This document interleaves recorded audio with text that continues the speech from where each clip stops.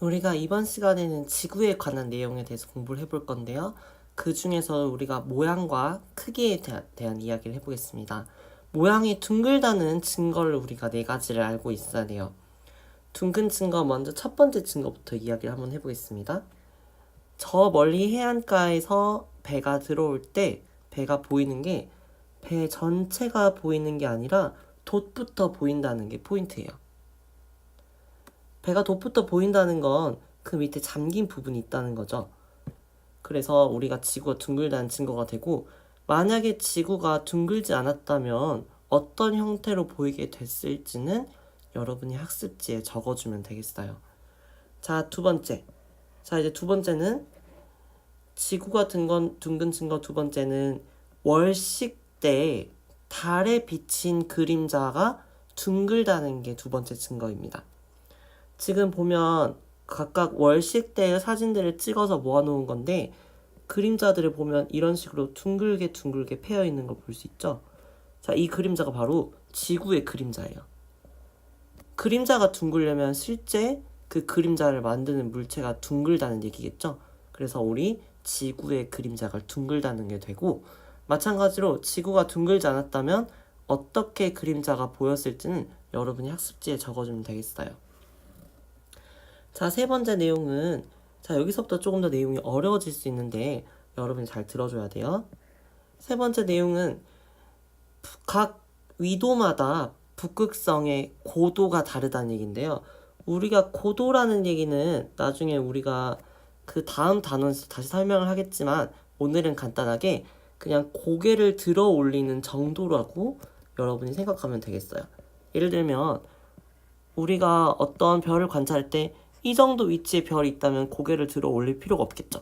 그럼 이때의 고도는 0도예요. 자, 근데 별이 이 정도의 위치에 있으면 고개를 한 30도 정도 들어 올려야겠죠? 이때의 고도는 30도가 됩니다. 근데 만약에 어떤 별이 머리 꼭대기 위에 있다면 우리는 고개들을 완전히 90도 젖혀야 보일 거예요. 그래서 이때의 고도는 90도예요. 자, 이거를 생각하면서 한번 그림 볼까요? 자, 우리 C 지점은 지금 북극이에요. 북극 바로 위에 북극성이 있는데, 이 북극성을 보려면 고개를 완전히 젖혀야 하기 때문에 이때의 고도는 90도가 되겠죠. 근데 A를 볼까요? A는 지금 굳이 고개를 들지 않아도 그대로 북극성이 보여요. 그 말은 고도가 몇 도라는 거죠? 0도라는 거죠. 그래서 우리 각 지역 A, B, C는 위도가 다른데, 위도가 다르니까 보이는 북극성의 고도가 달라진다는 거죠. 이게 지구가 둥글다는 증거입니다. 마지막으로 네 번째 이야기는 우리가 마젤란의 세계 일주 이야기인데, 마젤란이 이 포르투갈에서 출발해서 처음에는 포르투갈로 다시 돌아오는 여행을 했지만, 나중에는 저 멀리 남아메리카를 넘어서 우리가 여행을 시작했더니 다시 처음에 이 포르투갈 위치로 돌아왔다는 거예요. 만약에 지구가 평평하다면 이 일이 있을 수 있을까요? 없겠죠?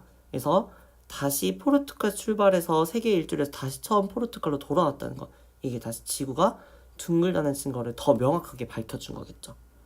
이렇게 우리 네 가지 증거가 있다는 거 먼저 기억해 두시고요. 이제 두 번째로는 에라토스테네스가 지구 반지름을 측정했던 방법에 대해서 소개를 해줄게요. 약간 수학적인 이야기에 들어가지만 그렇게 어렵지 않으니까 잘 따라와야 돼요. 먼저 에라토스테네스가 이 방법을 쓰기 위해서는 두 가지 가정이 필요한데, 먼저 햇빛이 들어올 때 각 지역에 들어오는 햇빛이 서로 평행하다는 가정이 첫 번째가 필요하고요. 두 번째 필요한 가정은 같은 경도상에 있는 우리가 두 지점을 이었을 때 그 둘레가 원이 된다는 가정이 필요합니다. 바로 원. 즉 지구가 완벽한 구형이라는 거죠. 그러나 실제로 알렉산드리아와 시에네는 완벽히 같은 경도상에 있지도 않고, 그리고 지구도 완벽한 구형은 아니고 찌그러진 타원형입니다. 그럼 한번 풀어볼게요. 에라토스테네스가 알고 있던 정보는 어느 여름날 시에네에 햇빛이 들어올 때 그 시에네의 우물에 그림자가 생기지 않는다는 걸 알고 있었어요. 그림자가 생기지 않는다는 건 머리 위에서 직방으로 햇빛이 떨어진다는 거죠. 그래서 각도가 90도로 들어온다는 걸 알고 있었어요. 근데 그에 반해 멀리 떨어진 알렉산드리아라는 곳에서는 그 탑과 이 햇빛이 이루는 각도가 7.2도라는 것을 측정하였습니다. 이걸 먼저 정보를 알고 있었고, 그럼 두 번째 알고 있었던 정보는 그 당시에 걸음을 통해서 거리를 쟀는데 시에네와 알렉산드리아의 거리가 우리 현재 킬로미터 단위로 거리를 측정하면 925km가 떨어져 있다는 걸 알고 있었어요. 자, 이제 이걸 이용해서 우리가 지구의 반지름을 한번 구해볼 건데요. 잘 보세요. 먼저 우리가 처음에 엇각이라는 걸 이용해서 이 중심각의 크기를 구할 건데요. 우리 평행하는 두 직선 사이에 어떤 비스듬한 선을 두었을 때 우리 서로 엇각의 크기가 같다는 게 성립되죠. 우리 처음에 이 그림자로 잰 각 7.2도의 엇각은 바로 이 중심각 세타가 되겠죠. 이 세타는 각도가 그래서 7.2도예요.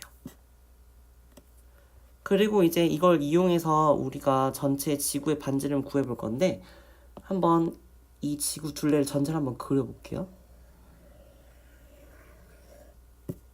이런 식으로 좀 그림이 벗어나긴 했는데 원이 그려지죠? 우리가 봤을 때 처음에 이 중심각이 7.2도일 때 그때의 호 길이가 925km죠.